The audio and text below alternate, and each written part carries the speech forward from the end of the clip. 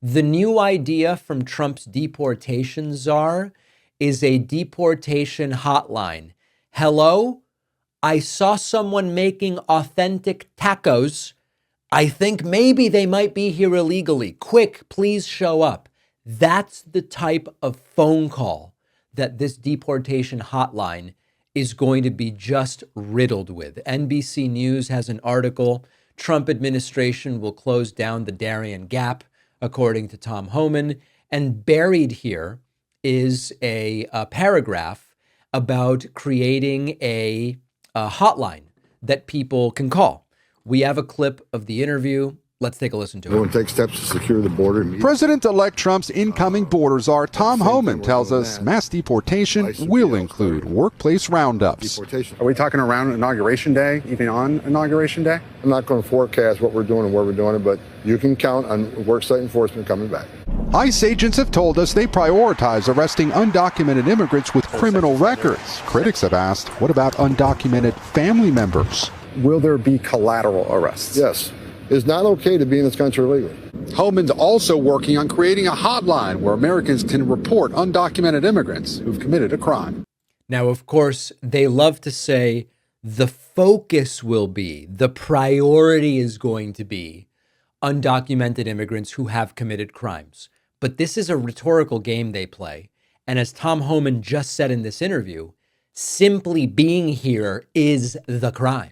It is a crime. Now, what are the obvious problems with such a hotline? It'll obviously encourage racial profiling. People are going to report individuals based on stereotypes and appearances. It'll foster discrimination and fear in communities. You're going to be riddled with false reports and overload, inundated with false claims, pranks, wasting resources and slowing down response to legitimate cases. It'll have a chilling effect on communities because even documented immigrants are going to feel unsafe. They may be less likely to go and seek help from law enforcement for fear of being targeted themselves. We saw this in Arizona with the Show Us Your Papers SB 1080 disaster. This hotline will provide sort of a venue for personal grievances, where individuals might use the hotline to try to settle a personal score or to harass people who maybe are undocumented or maybe aren't undocumented under the guise of reporting. The cost and inefficiency of such an idea, running a nationwide hotline, is going to come out of your pocket and out of my pocket, and it's questionable whether there will really be any measurable results. It'll strain local law enforcement, which might be pressured or deputized to go and look into some of these reports, and that it's generically going to erode trust. I mean, these, in many ways, we're talking about marginalized communities that are further going to lose trust in government institutions. It'll divide the nation more, and I am very skeptical that this is really going to achieve anything materially useful. Now, just imagine these MAGAs. Hey, there was a guy at a construction site working so quickly.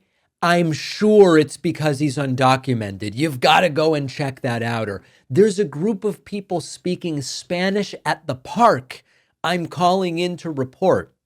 I was at Whole Foods and someone asked about quinoa. That sounds South American. Should I be worried?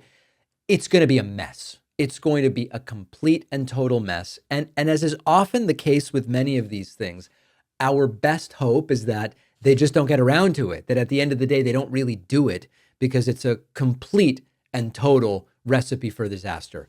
In general, much of the best case scenario for this Trump presidency is he does fail to do the things he promised to do. Now, after the break, two more major campaign promises have been partially abandoned and partially kind of put on the back burner. Maybe that's the best we can hope for in some way for this forthcoming administration. I have a close family friend who uses hearing aids. And once I told her about hearing aids from our sponsor, MD Hearing, she gave them a try and she's been with them ever since. She told me she loves the affordability, the quality, the expert staff available to help her calibrate the device anytime she needs. If you're still paying thousands for hearing aids, check out MD Hearing. MD Hearing is an FDA-registered rechargeable hearing aid costs a fraction of what typical hearing aids cost. MD Hearing's Neo model costs less than 10% what you'll pay for a marked up hearing aid at a brick and mortar clinic. And MD Hearing just launched the Neo XS, their smallest hearing aid ever. MD Hearing has sold over 1.5 million hearing aids and offer a 45-day risk-free trial with a 100% money-back guarantee. You can buy with confidence. Get the hearing you deserve.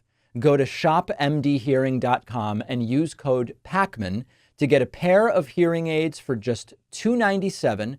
Plus, you'll get a charging case for free, an additional $100 value. The link is in the description.